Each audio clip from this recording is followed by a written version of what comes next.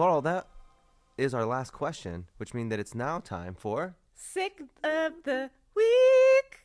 Sick of the Week. So for this week's Sick of the Week, we need to talk about Marburg. There is currently a very big Marburg outbreak in Rwanda, and I'm not sure if a lot of people outside of the health field have heard about it because I have yet to get a ton of questions about it, which usually means people are not aware of it, but they might become soon. So it's a great opportunity for me to get ahead of it before people start seeing headlines and panicking. Marburg is a virus that is part of the group of viruses that we call viral hemorrhagic fevers. This also includes things like Ebola and Lassa fever. They're called viral hemorrhagic fevers because they, create high fevers and in their later, kind of more deadly stages cause hemorrhaging. They cause bleeding. The natural reservoir for Marburg virus is in Egyptian russet bats. So it's another virus that originates in bats and then gets passed on to people and other primates. It is named after the German city where a researcher was first infected in 1967 after handling infected primates, which is not exactly like what you want your city's claim to fame to be. Kind of unfortunate. It can take anywhere from 2 to 21 days for symptoms to develop after someone has been infected. Symptoms include many of the same symptoms of the flu, so things like fever, chills, headaches, rash, nausea, vomiting. But it can also progress and get worse to have things like liver failure, extreme bleeding, shock, and organ failure. Unfortunately, the case fatality rate for Marburg is anywhere from 25 to 90% of people, averaging about 88%. So it is very lethal.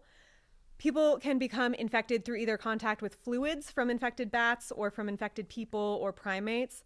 So things like having infected bodily fluids touch your mucous membranes, your eyes, nose, your mouth, your broken skin.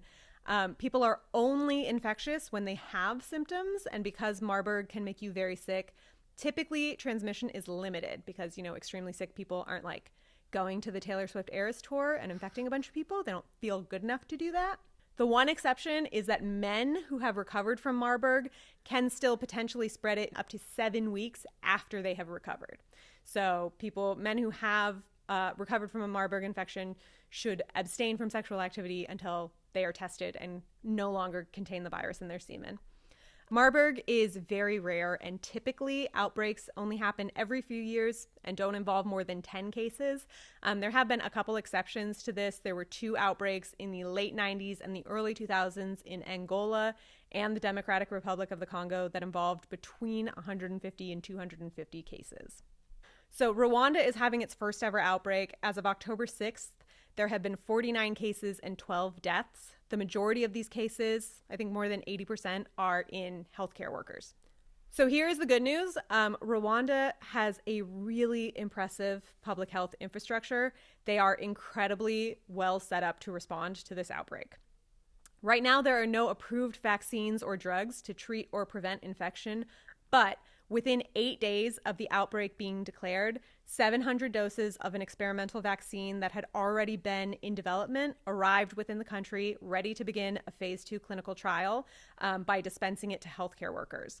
There are also 2 experimental therapies going to the country, the antiviral remdesivir and an experimental monoclonal antibody, or mAb, which we have talked about before in, I believe, our winter respiratory virus episode.